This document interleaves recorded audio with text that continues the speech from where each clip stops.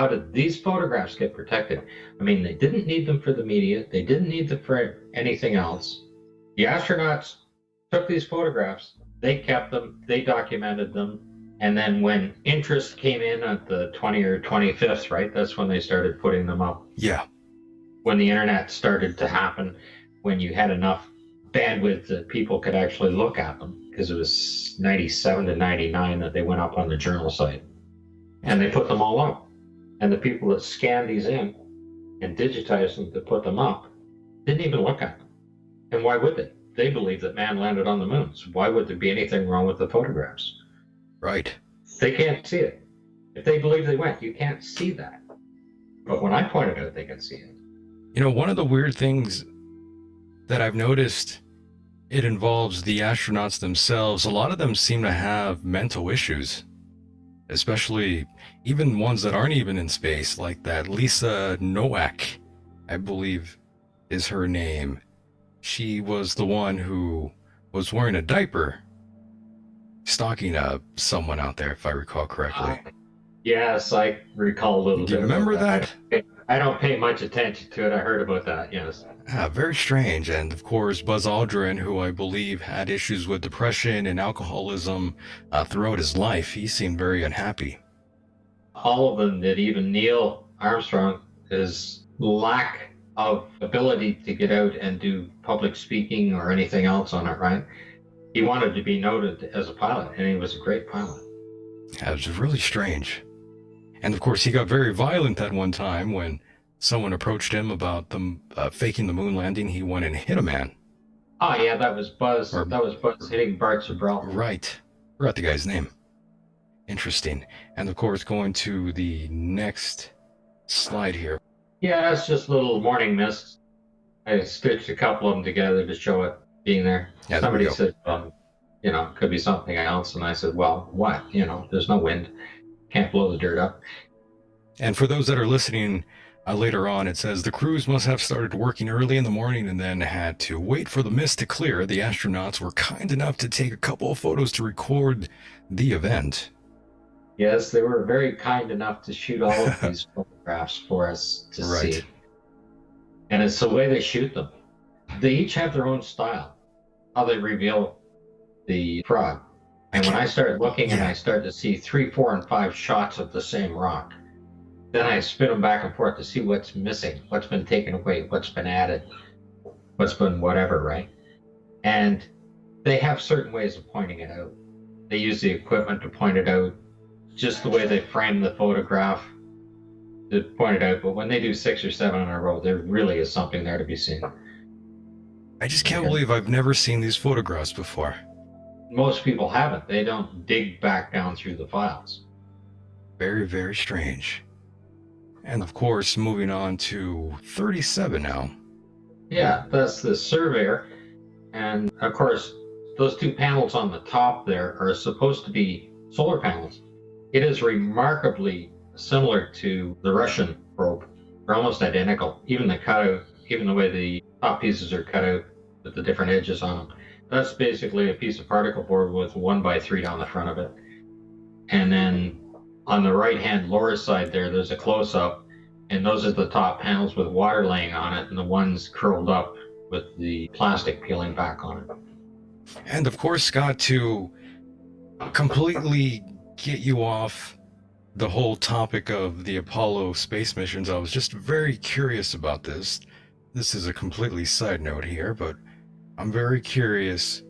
Outside of the Apollo missions, are there any other events that you found suspicious? Anything that doesn't fit the official narrative?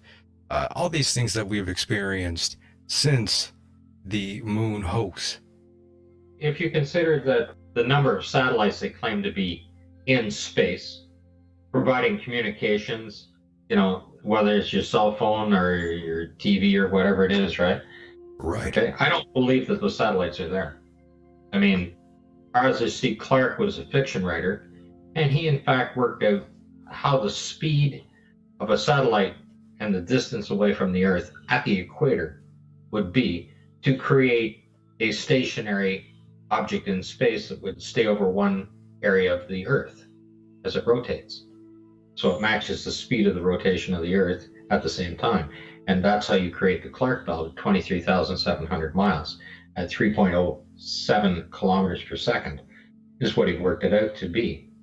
But he had no idea that it's in the middle of the Van Allen belt, in the middle of the second belt. And every solar event that happens is going to destroy any piece of equipment that's out there, even if it's able to survive at a solar minimum. Just a simple example, in 1989, the eastern seaboard of North America was completely blacked out because of a solar event, right? A solar flare. All of that equipment, all of your TV, your satellite, everything else was all repaired, and there wasn't one launch. All the equipment and everything was brought back online by ground crews only. There were no launches. So what satellites were lost? They couldn't possibly have survived it if the equipment on Earth was not good. Amazing. Oh, that's just another example of water on top of the machine. Just close up. Ah, yes, I see that now. But this photograph is supposed to be taken in a docking sequence when they were docking and undocking before they went into translunar injection, when they're still orbiting the Earth. That's when that photograph was supposed to be taken. Understood. The next one is even more damning, though. When you have a rain guard, a plastic rain guard, duct taped onto the side of your window, and then on the right-hand side, okay, that's the same window from the inside, but that particular photograph on the right-hand side is supposed to be taken halfway to the moon. So you are technically in zero gravity, and the water is running down the window in zero gravity. I don't know how it can run anywhere. I know, I'm very curious as to why there's moisture there. Yeah, and it's in between the two layers of glass. And if it's in between the two layers of glass, means the seal is broken on the glass, so you wouldn't be able to, if the water can get in, the air can get out. You'd be in a vacuum in a right hurry, is what you'd be.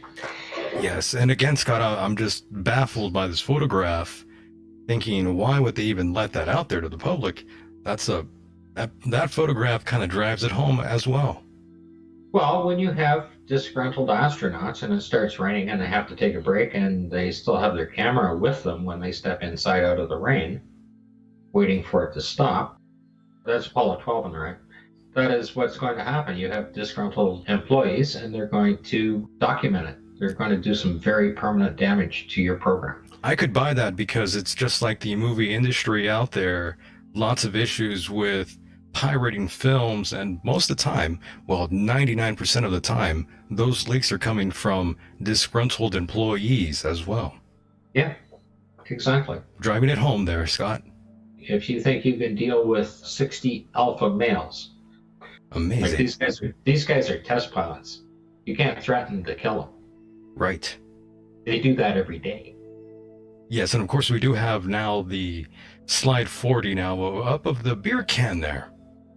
Well, it's just sitting up on that pile. Somebody put it up there as a prop to be put into a shot, right? And I picked it out. The blow up I have on the right-hand side has not been enhanced. It's just a blowing up of the actual photograph. The can is sitting there on the left. There's no footprints around it, nothing. It was there. They set it up on the stage when they shotcreted everything down and put lunar dust on it. Very interesting. And Scott, I did want to ask you another side question that does relate to all of this, but that is with the red planet Mars. It seems like there's been lots of discussion about Mars as well as of the last couple, maybe 5 years now. Lots of talk about Mars. Lots of ideas of wanting to go to the big red planet out there. I was actually wondering what your, I guess, perception was of the very famous faces of Mars. If you remember back in the early 90s, all over tabloids, when you would go to Vaughn's, you'd see the faces of Mars all over the place on those tabloids. Your take? Yeah, the faces themselves could be anomalies, whether they're physical structures, the theory that we may have migrated from Mars to here when it became unsuitable to live. Right. I mean, over billions of years, it may have been possible. You can't say no to it. You can't prove it either way. It's a good theory. It makes sense. There's some very interesting photos. If you, I'm sure you've looked at them. I've looked at the photos. Yeah, there's some great shots. There. I mean, the reason they want to push for a Mars mission, right? Because our cameras and our telescopes reading is so good, we might eventually be able to see what's going on the moon. So if you go that much farther out, it's just a little dot in the sky. We can never prove either way, right? They have the CGI. They can do all the CGI they want. We can't get in close enough to say that it's not Mars. The moon, we're getting that close. Some of the amateur photographers with their cameras and with their telescopes are getting the most beautiful images of the moon now, very close up. Oh yes, there's some lovely photos, just of everything in general having to do with space. Such amazing photographs out there. And of course now we do have slide 41 up now. Slide 41, that's Apollo 14, which you're looking at. This is just another part of the junkyard, and where I put the arrows on the left-hand picture are the two separate cars in the middle. There's two cars sitting on their side there, shotcreted in.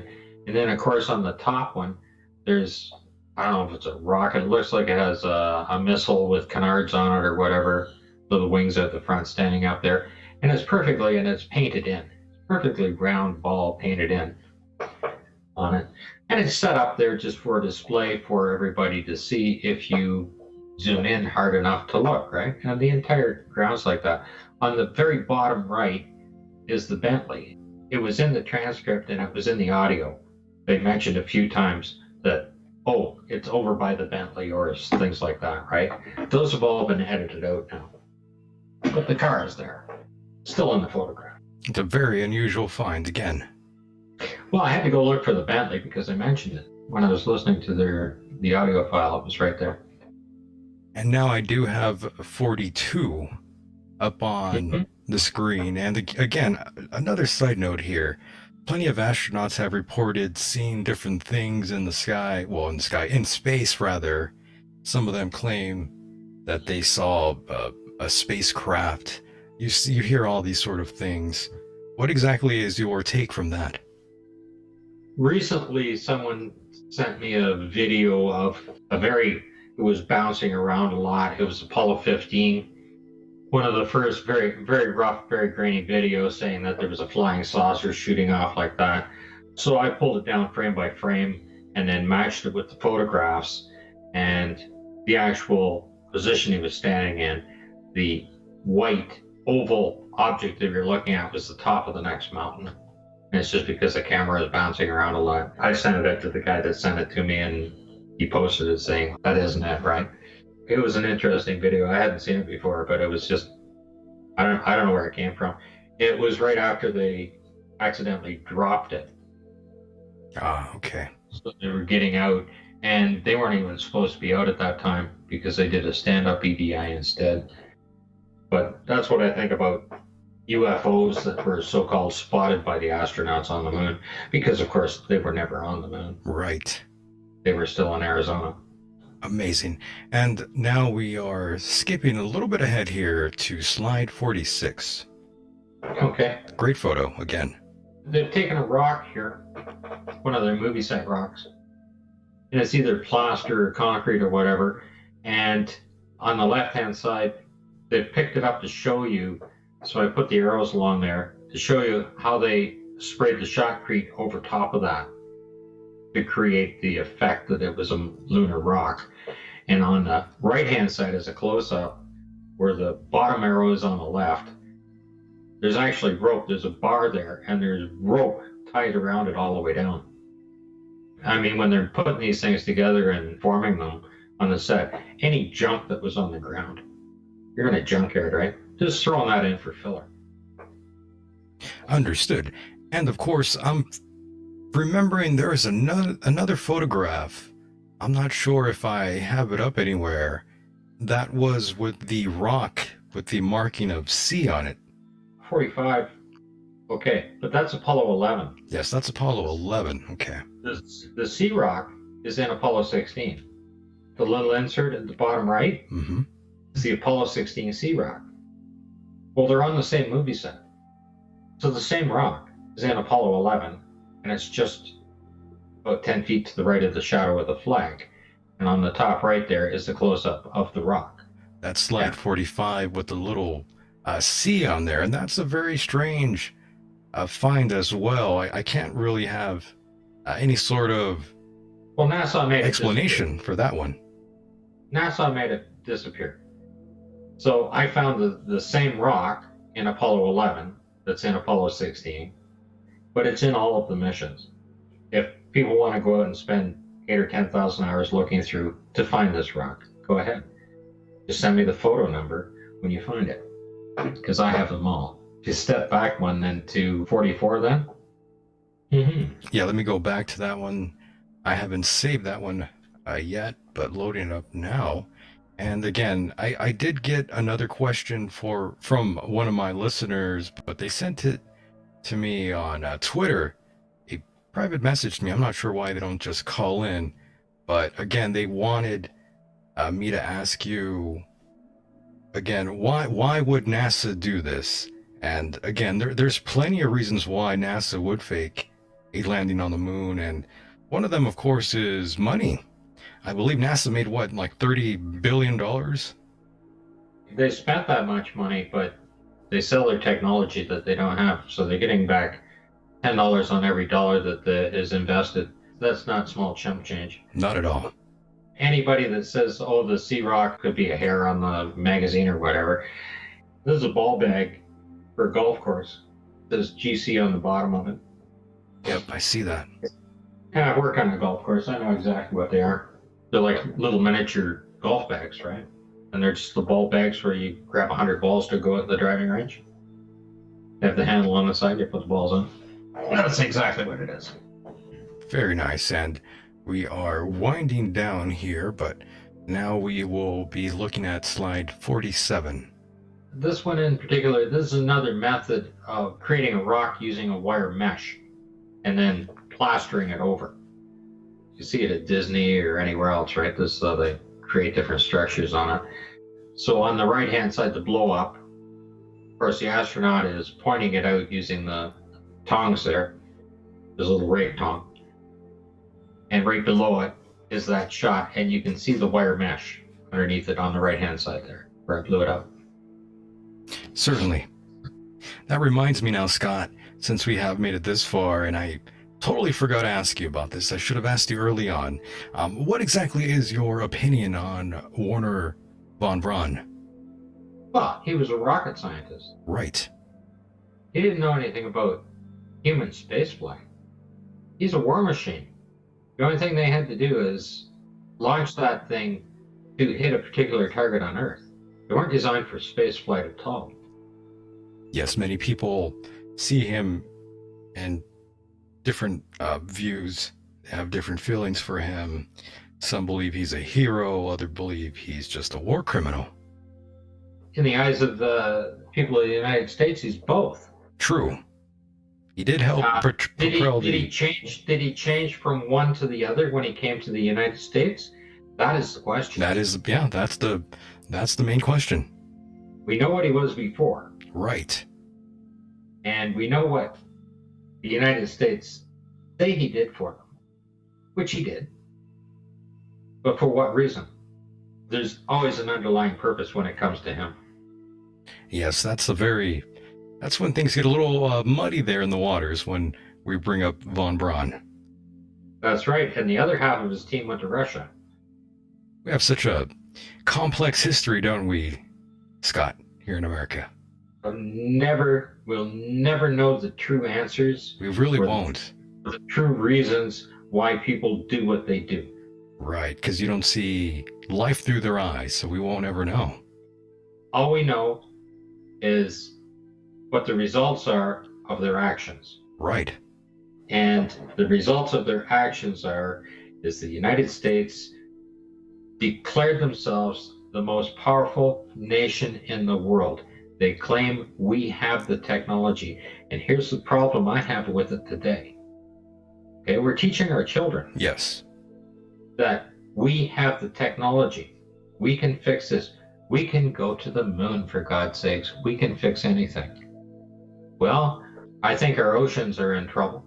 We're decimating this planet at an alarming rate. We're extincting thousands of plants, animals, anything that's living that we can't find a use for. We are eliminating from this planet. We mine stuff, we go fracking, we do everything. And if somebody asks, they say, "Oh, we can go to the moon. We can fix anything. Look at the technology we have. We can't even cure the common cold." Yeah, we definitely pillaged the Earth. That's true. But somebody comes along and said, "Don't worry. We've got all this technology. We can fix that. We can go to the moon. We're going to go to Mars. We can fix anything on this planet. And if we can't fix it here, we'll go terraform a new one." Yes, that seems like that's the idea now. And it's become a religion. You know, Stephen Hawking was the Pope. I mean, he was just like the Pope. Couldn't understand a word he said. True. Right? Somebody had to translate it for the Pope so you could understand him because it was in Latin, and a computer had to translate it for Hawkins. Couldn't get any better than that. Right. People are afraid of the unknown. Yes, they are. That is the basis of religion itself. So religion saves the individual because we can't believe that things just might end. They can't believe that there's an end to it. They can't believe that there isn't a hereafter. Well, technology and science says we can do all of these things because we can't believe that the human species as a race could become extinct. We can terraform a new planet. We can do this. We can do that. It becomes a religion because they can't imagine that nowhere in the universe would it ever be known that we ever existed. Yes, that's incredible. And of course now, we do have slide 49 up now, by the way. That's the lyrics for my song. That's my personal quote at the bottom there. Some say I'm full of wit, others say just half. People call me a half-wit, I guess. So take me on your spaceship and we'll have a good old laugh. We'll go walking on the moon. I mean, though, Scott, I am curious, though, if you ever did have the opportunity to go up there in space or whatever, one of these luxurious trips they claim, would you actually do it if you had the financial means? Oh, absolutely. Not afraid of heights, I see. I would love to take an orbit around. I'm too terrified. I would love to do that, Scott. That's like a once-in-a-lifetime opportunity, but someone like myself, I would actually love to do even the 100-mile that they're offering, like SpaceX and that, right? It'd be beautiful, though, no doubt. I mean, you'd be high enough you'd see the curvature. Right. It would solve a lot of things that way, right? Answer the questions. You'd see the technology that it would take to get just the first 100 miles up. And you'd understand that you can't go any farther. Like you're already at 100 miles, you're at a torque value of 10 to the minus 5. I don't know how you would structure that to get to that level because it's got to be quite a few feet thick. I agree. Just to hold the pressure. Like if the Sandusky vacuum chamber is 10 feet thick at a torque value of 10 to the minus 6, how thick is the International Space Station at 255 miles at 10 to the minus 7? And if you went out to see the Hubble and had a little spacewalk, now you're at 10 to the minus 8. How thick is that spacesuit? The Glenn Research Center vacuum chamber. Now, when you're on the surface of the moon, you're at a torque value of 10 to the minus 11. And the image on the right can only handle 10 to the minus 6. Pretty much says it all. Certainly does. Certainly does. And of course, we will skip a little bit ahead here and we will go to, I believe this is slide 59. Tell me about that one. These are the flight paths to and from the moon, as they are now stated. Originally, the flight path, they were circling fairly close to the equator, did the translunar injection, shot out to there, and connected with the moon. Now, all of a sudden, in these photographs, they go up, hit 17,500 miles an hour, make a left-hand turn, go up over the North Pole and around to escape the deadly portion of the Van Allen belt. This is what they're trying to prove. Well, if you're going 17,000 miles an hour with 120 tons of equipment and you got to make a left-hand turn, it's not like turning the wheel in a car. You have to use fuel to shut the 17,500 miles an hour down in one direction and more fuel to accelerate it again in the other direction. Just simply can't happen. You need 2 more Saturn V rockets to do that, just to make that maneuver. I mean, in all the movies, they run out of fuel and the thing stops in space, right? It doesn't happen. You keep on going the same way. And these are the different things. NASA, in their documentation, claim that the translunar injection can only occur on the antipode if you draw a line from the moon to the Earth, right through the center of both. The antipode is on the back side of the Earth, on that axis through. And you have to be on that axis when you start to accelerate to reach the moon. You can't go up and down and over and around or do anything else. Just doesn't happen. And they have modified these files. 57 is the original. Oh, slide 57. 57 is the original. Okay. Showing them going around. Yeah, let me throw that up now. This is the one that's in their press kits and in all their other documentations. And it's in thousands of pieces of documentations, and it's described in documentations. Wow. Very interesting. And I looked at the chat room really quickly, and Bobby Blades mentioned Planet X is coming. I did forget to ask you all about that. What exactly is your opinion on Planet X, or Nibiru, as they claim, made popular by people like Zachariah Sitchin and Eric Von Daniken? The list goes on. I don't pay too much attention to Planet X itself as far as whatever. Sure. It's all to keep interest in space. It's always another angle to get interest in space. It gives another layer to the conversation when you're talking about it, and it makes people think in a different path. True. If we're going to get hit by something, we'll never know what happened. We won't even see it coming. We don't have eyes out there to look. The one that hits us and takes us out, just like the dinosaurs. Apophis. Allegedly. I want to be standing right smack in the center of that when it happens, so you never know what happens. Allegedly, a huge asteroid, for those that are listening, Apophis, will fly by Earth Friday the 13th, 2029. That's what scientists have been saying, but, you know, I don't know if that's accurate or not. Oh, it's going to be Friday the 13th or April 1st, right? Allegedly. Yeah, they fly by all the time. There was one that had flown by, and it actually was inside of the lunar orbit. It was closer than 250,000 miles. They didn't find it until about 2 months after, when it was going by, and then they backtracked it and said, oh, hey, it must have come from here. That's how close it came.